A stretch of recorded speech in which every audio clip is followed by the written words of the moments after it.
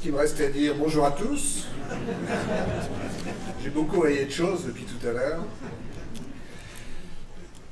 Dès le 3 novembre 2015, j'ai craint que le président de la République ne se saisisse une fois de plus de l'horreur des attentats comme d'une aubaine pour améliorer sa popularité auprès des Français.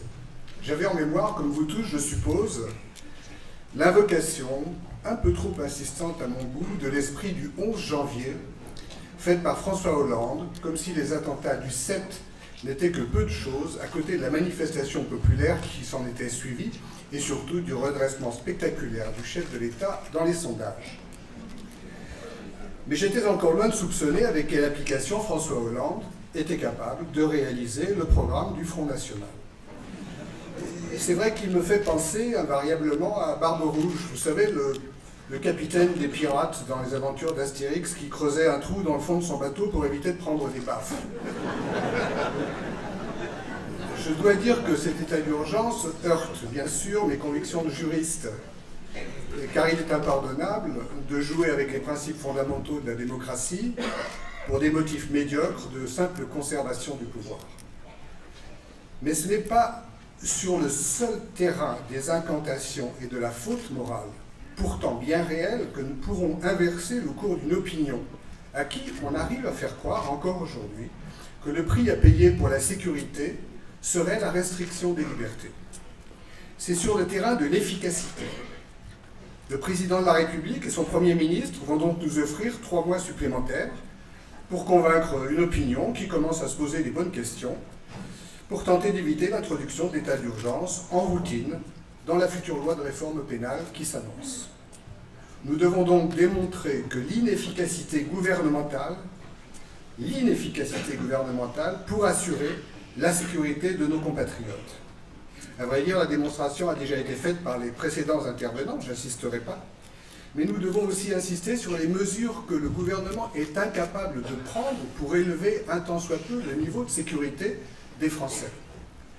Il est évidemment impossible d'empêcher absolument la survenance d'un attentat. En tout cas, il n'est pas impossible d'en limiter les conséquences en termes de vie humaine, et on se demande un peu ce que fait le gouvernement dans ce domaine-là. Si vous vous souvenez bien, l'attentat suicide à proximité du Stade de France n'a fait qu'une victime, bien entendu une victime de trop.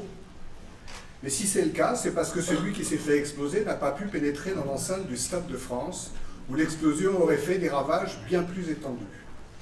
On doit donc s'intéresser à protéger mieux tous les lieux de concentration humaine. On se souvient de l'attentat du Thalys, du 2 août 2015, qui aurait pu être un véritable carnage sans l'intervention de 2 ou 3 passagers courageux. Pourtant, depuis le 2 août, on peut toujours déposer dans un train une valise et en redescendre aussitôt. Les autorités tergiversent pour savoir s'il faut équiper toutes les gares de portiques de sécurité.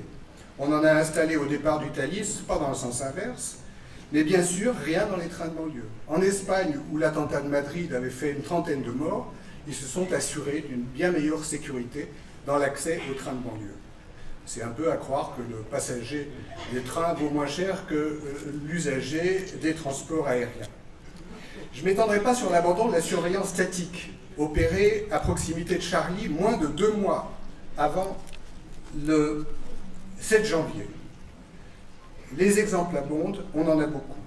Au lieu de mobiliser la population et de la faire participer concrètement et sereinement à l'élévation de la sécurité, sans modifier les règles démocratiques qui sont notre meilleure arme contre le terrorisme, le gouvernement fait exactement le contraire.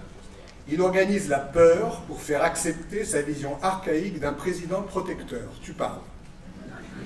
Les Français ne sont pas des enfants en mal de maître d'école.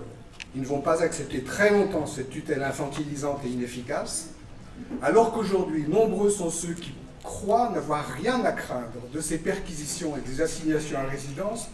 C'est à nous de leur faire comprendre, de tout faire pour qu'ils comprennent cette belle phrase de Martin Niemöller, ce pasteur, et je termine là, qui avait écrit, vous connaissez certainement ce texte, « Quand ils sont venus chercher les communistes, je n'ai pas protesté parce que je ne suis pas communiste. Quand ils sont venus chercher les juifs, je n'ai pas protesté parce que je ne suis pas juif. Quand ils sont venus chercher les syndicalistes, je n'ai pas protesté parce que je ne suis pas syndicaliste. Quand ils sont venus chercher les catholiques, je n'ai pas protesté parce que je ne suis pas catholique. Et lorsqu'ils sont venus me chercher, il n'y avait plus personne pour protester.